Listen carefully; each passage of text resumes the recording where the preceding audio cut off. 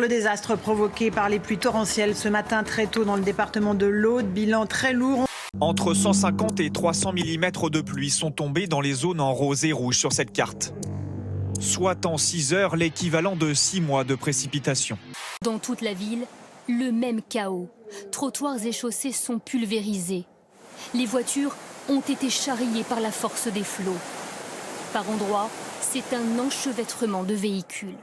Il y a des gens qui sont morts, donc on me dit pas monsieur, il y a des trucs. On sait qu'il y avait la tempête Leslie qui arrivait, on savait qu'il y avait de la flotte qui venait de la Méditerranée. Il y avait peut-être un moment à se dire ouais c'est peut-être dangereux parce que l'Aude c'est pas un cours d'eau tranquille.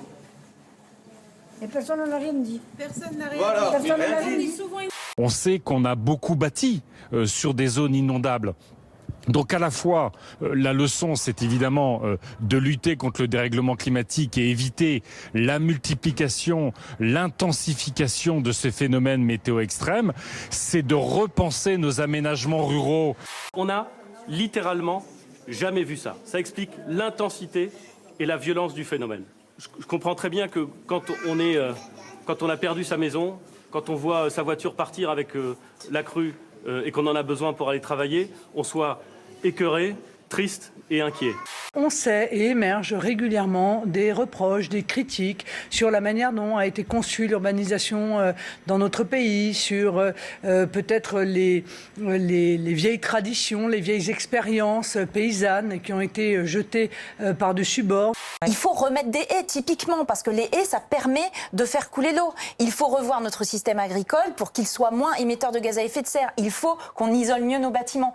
Pas d'information, quoi. Et à la radio, aucune radio. L'alerte rouge, elle a été déclenchée très tard. On a observé quelque chose, c'est quand on mettait des zones en vigilance orange,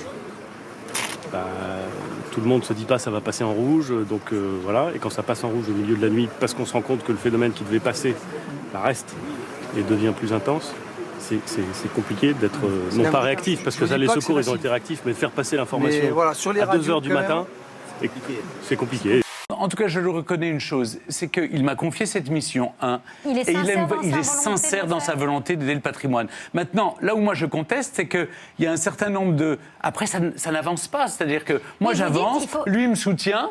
Mais l'argent récolté, là, ça suffit pas, goutte d'eau. Ça suffit pas. J'espère que le budget alloué au patrimoine sera sanctuarisé.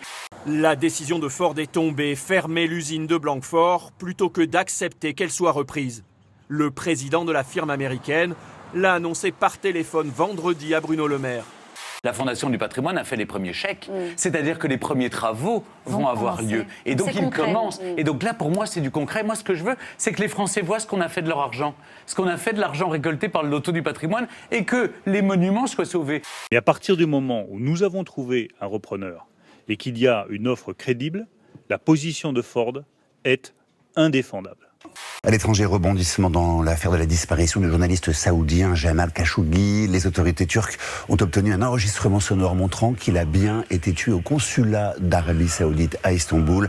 Ford continue à nous mener en bateau. Ce qui est apparu très clairement autour de la table, c'est que nous allons nous battre. Les preuves de l'assassinat ont été transmises aux autorités saoudiennes et américaines. On est surpris du ton qu'il a. Il encourage tout le monde à se mobiliser. Donc nous on était déjà mobilisés, donc on lui a dit, d'ailleurs on en a discuté très clairement, nous on va continuer la mobilisation parce que nous notre objectif c'est sauver l'usine, c'est sauver les emplois.